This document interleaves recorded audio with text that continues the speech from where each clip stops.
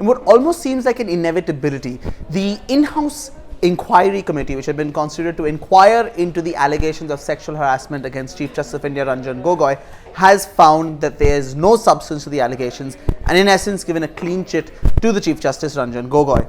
Now, the panel was headed by Justice S.A. Bobde, and it constituted Justices Indira Banerjee and Justice Indra Malhotra along with Justice Bobde. Now, they made their decision on the 5th of May and submitted a report to the next senior most judge in the court, which is Justice N.V. Ramana, and forwarded another copy to the Chief Justice himself. The information came out on the Supreme Court's website today on the 6th of May. And it has been clarified by the panel that they will not be making the report public. We will not be therefore getting the reasons for how they've arrived at this conclusion. Now, this is sort of as I said, it's almost an inevitability given how this whole process has started. Now, we know the allegations were made by the complainant, a former junior court assistant who worked at Justice Gogoi's residence.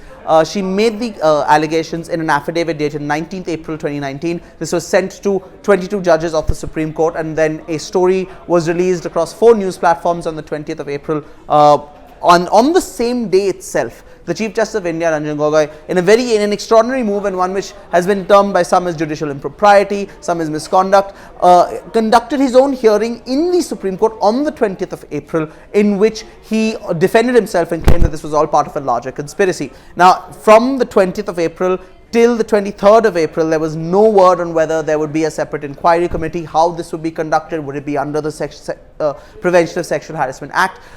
During that time, we not only had the CJI presenting his own defense, we also had a separate panel of judges looking into complaints and allegations made by Advocate Utsav Bains, who claimed that he had proof that there was indeed a larger conspiracy against the CJI. It was finally on the evening of the 23rd of April that the in-house committee was set up, and initially this included Justice Ramana, who had to recuse himself after the complainant raised concerns over his involvement, given that he's close to Chief Justice of India Gogoi, according to her, and comments which he'd made and which seemed to sort of prejudice his view towards the issue.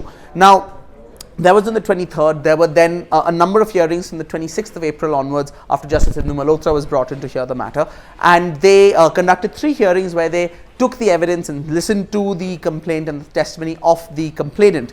Now, she has from the start, whether it was in her complaint on the 19th of April and later in her response when she accepted she would attend the panel's meetings, she from the start raised concerns over certain aspects of the committee, the fact that it didn't have retired judges on it, that it wasn't allowing her to bring a lawyer to the proceedings. So Justice Bobde had on the very first day clarified that no lawyers would be allowed for the parties to the case.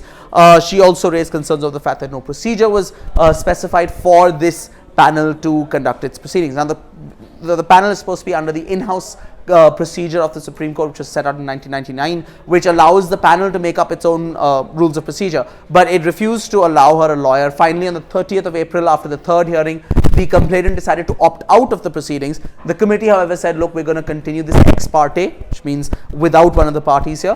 Justice Gogoi deposed before the panel on at least a couple of occasions after that, and during which time he denied the accusations. And once that had taken place, it was kind of clear that the panel was going to arrive at a decision fairly quickly, and that is what we've seen now. Now, what's interesting is that there were all these concerns which have been raised by the complainant. There have been comments about whether or not this was an adequate and a fair procedure.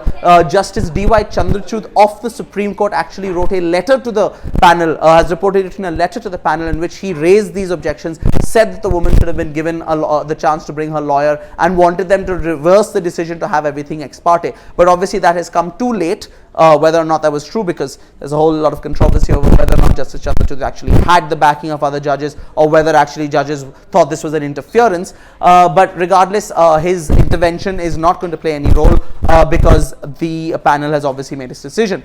Now, there remain a few other lines of inquiry. First off, there is the Justice Patnaik inquiry into Utsav Bains's claims of a larger conspiracy. Justice Patnaik was appointed by that separate bench which was looking into Bains's complaint and his allegations, and has said they would wait, and Justice Patnaik said he would wait till the inquiry committee had made its decision. So now he will start looking into the matter. Justice Bobde had also heard today an application and a petition filed by Advocate M.L. Sharma, who has has asked for action to be taken against the lawyers who assisted the complainant in drafting her affidavit.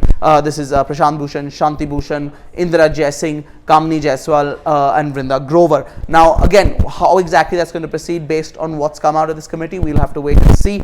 At this point, however, this is unfortunately seems inevitable. It seems that the procedure has all led down to this one moment in a fairly unfortunate manner, and even the concerns of one of the judges have not been taken into account, but that's where things stand. So keep following the Quint for further updates on the